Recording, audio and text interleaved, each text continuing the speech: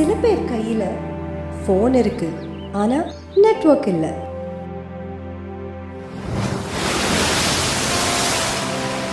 சில பேர் கையில் ஃபோனே இல்லை. நீலமலையோ நீலாங்கரையோ எல்லாரோட கையிலையும் இருக்கிற ஒரே விஷயம் வாக்குரிமை.